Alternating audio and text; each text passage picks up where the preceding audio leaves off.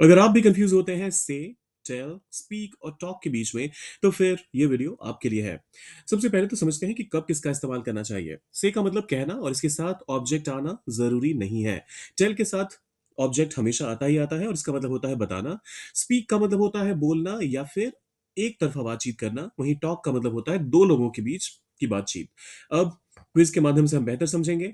सबसे पहला स्टेटमेंट आता है, उसने मुझे सच बता दिया। अब देखिए, बताने के लिए आप टेल का इस्तेमाल करते हैं, ये तो आपको पता ही है। लेकिन पास्ट की बात हो रही है यहां पर, उसने मुझे बता दिया, सो आप टेल के बदले कहेंगे he told me the truth. He told me the truth. क्या तुम अंग्रेजी बोल सकते हो? बोलने की बात आ रही है, एक तरफा बातचीत की बात आ रही है, तो कैन यू स्पीक इंग्लिश? फिर आता है, मेरे माता पिता मुझसे इस विषय में बातचीत कर रहे थे। My parents were dash to me about this topic. अगर सीधा सीधा आपको सब्जेक्ट में सॉरी सब्जेक्ट के ठीक बाद पहले वर्ब और फिर सीधा ही ऑब्जेक्ट आ जाए, तो समझ जाइए कि ऐसे में टेल का इस्तेमाल ज्यादा अप्रोप्रिएट रहेगा। सो सॉरी टॉक का इस्तेमाल ज्यादा अप्रोप्रिएट रहेगा। So my parents were talking to me about this topic.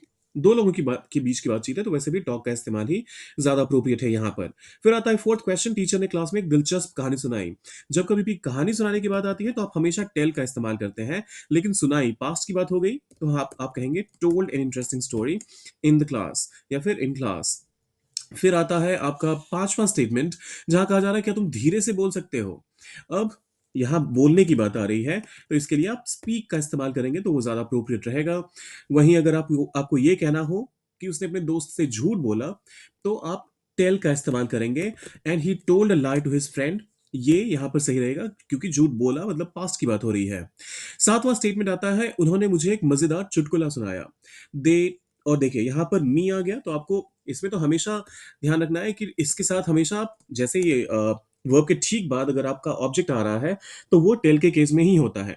और पास्ट की बात हो रही है, सुनाया, so told. He they told me a funny joke.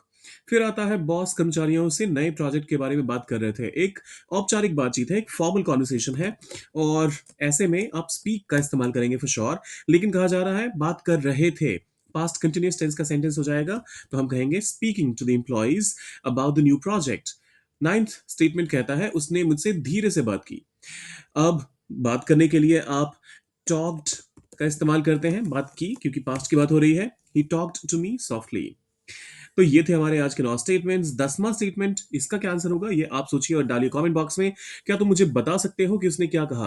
Can you dash me what he? और फिर इसको इसको कीजिए कंप्लीट, से, स्पीक, टेल और टॉक का इस्तेमाल करते हुए। और लाइक शेयर सब्सक्राइब करके जाइएगा। मिलते हैं जल्दी।